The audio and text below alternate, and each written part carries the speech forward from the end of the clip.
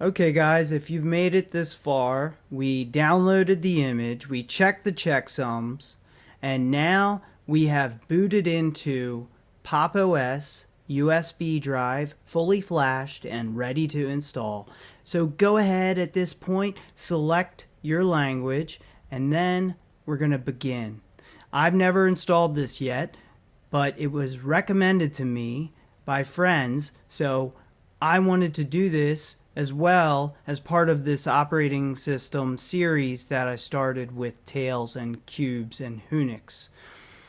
So now I need an operating system for my installation, and I wanted to bring you along for the process, and we're going to also set up some utilities. We may get rid of certain ones to try and speed things up, but it looks like it's running pretty quick, so we'll see how this goes. After you select your language, your country, then at that point you can continue with your keyboard layout. We're going to go ahead and erase everything. I don't need a dual boot, but if you want a dual boot, you're going to want to go to the custom and advanced. Personally, I don't use Windows, haven't used it in a little while, so I, as a person who's used Linux for a long time now as a daily driver, I prefer to just have one thing so I can make the most of my hard drive space. So I'm going to go ahead and do the clean install.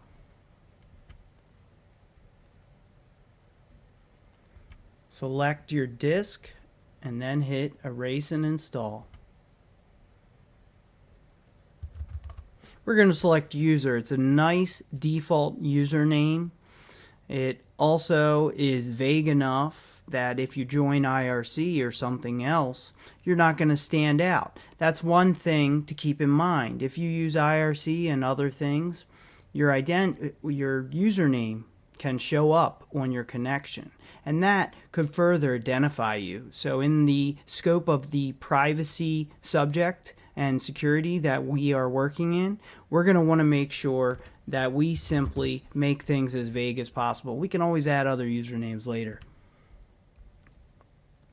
At this point, you're going to make a strong password. You can always change that password later with a command called PASSWD. But for now, we're going to go ahead and select something that uses characters, upper and lowercase letters. You can also use a password trick I've shared in the past where you create an acronym that combines the first letter of every word of a sentence or a song and integrating characters and numbers, upper and lowercase letters, into that, and you'll have yourself an easy enough to remember but very strong password. Now the great thing here is it's already got the encryption option for us right here. So we will go ahead and create a separate password. I do suggest this.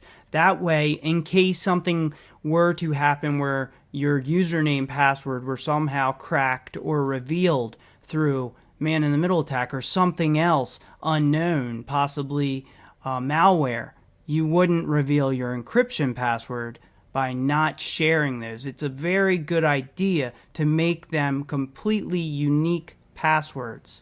And as I've mentioned in past videos, passwords can actually fingerprint you across different platforms, being that if you use the same password or similar passwords across platforms or across devices, that can then fingerprint the individual as the same or very likely the same individual. So we're going to go ahead and create a strong, completely different password for our drive encryption.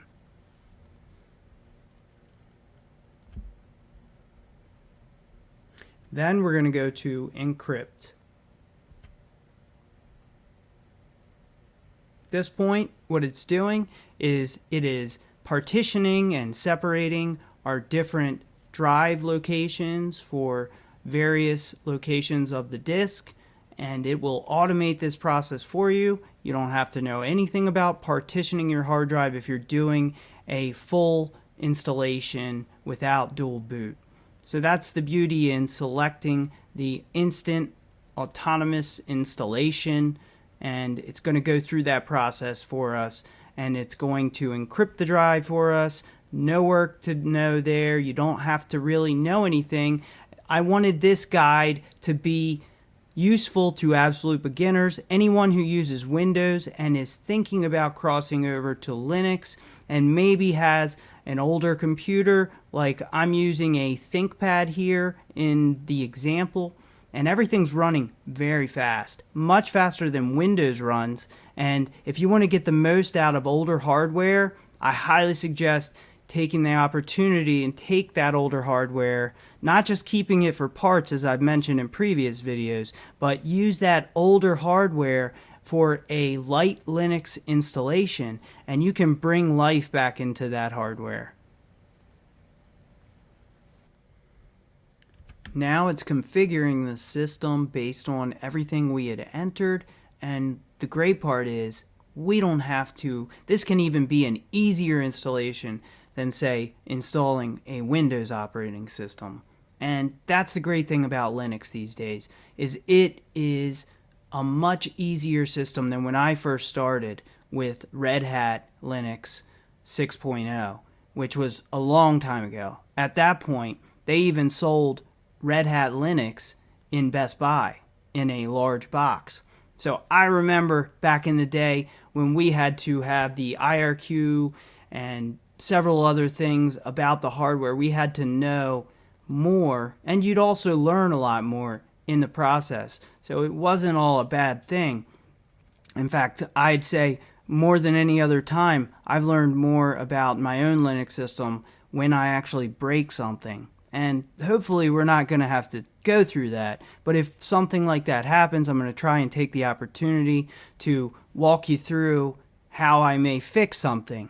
And as mentioned in the earlier videos, this series on privacy security operating systems is going to be part of my own usage, and I'm going to be sharing what I like. And at this point, I'm trying this because a friend had raved about PopOS, and it looks like we're running Gnome operating system, or Gnome desktop I should say. It's not an actual, so there's several different ones. I have always liked XFCE, and I also like Mate a lot. That's a nice desktop to run.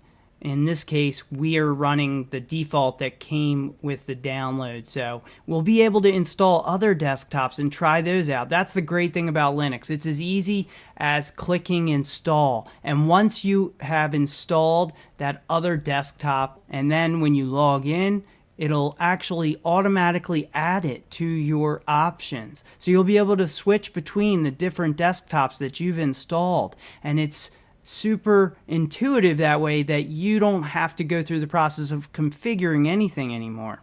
Nowadays, all you have to do is install what you like. It's automatically there, usable for you without any configuration. And if you want to do configuration later, that's always open. And that's the great thing about Linux. You can start knowing nothing, and you can work your way up and learn more of the internals if you choose to. But you can also get away with never using the command line. And that's what we're kind of starting at, that point that anyone who's using another operating system and say wants to try Linux, that they'll be able to watch these videos. As I know the Cubes and the Unix and the Tails operating system, absolute beginners may not find that as interesting because they may think of it as too big of a learning curve. And I'll go back into those later as well, but it's great to start with a beginner system, beginner-friendly system, but it has all the same capabilities as any other more advanced system. So you can compile everything you want from source code, you can develop tools, you can develop scripts, and you can also work in a terminal-free environment if you so choose. I actually installed Simple Screen Recorder in order to record this video. It didn't come with it, But the cool thing about it was it did allow me to set up the internet download and install things before I even installed the operating system. So this video is exactly how I found it when I booted it up. And later on, if you want to, say, change your disk partition, say you want to expand the space, or you want to, add a dual boot, you can do that as well. You'll be able to do all of those things with things like Gparted, which is a graphical disk partitioning system.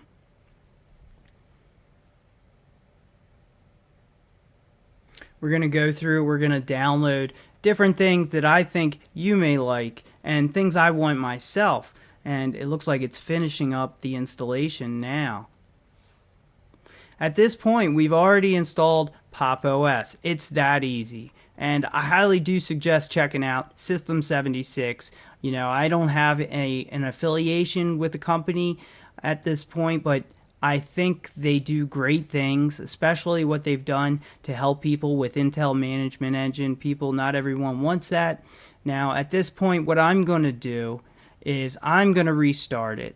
That's how easy it is to install PopOS. We're going to continue this series with more setups. At this point, we're still on the USB install disk, and I want to boot right into the hard drive install, which is installed on my SSD. We're going to restart the device after the install, and next we'll be going over some of the configurations that you may like, certain programs that you may like, and I'm going to, help people along with those kinds of things. If you have a suggestion, if you want to leave a comment, make sure to do so below. I love interacting with you guys in the comments, and I love reading everyone's comments. So make sure to hit the bell icon, and if you want to check out the blog, go to politictech.wordpress.com or the main blog, which is at buymeacoffee.com/politictech. And at that point, you don't need to register or anything to read the blog. I have written tutorials there. I'm also going to be putting more screenshots on that and help make these things a little easier to follow, which hopefully this one wasn't difficult for you, but we're going to go into more detail in future videos, and you can choose what you want to work with and what you don't want to work with. If you like a program or a configuration that I do, then use it. If you don't use it.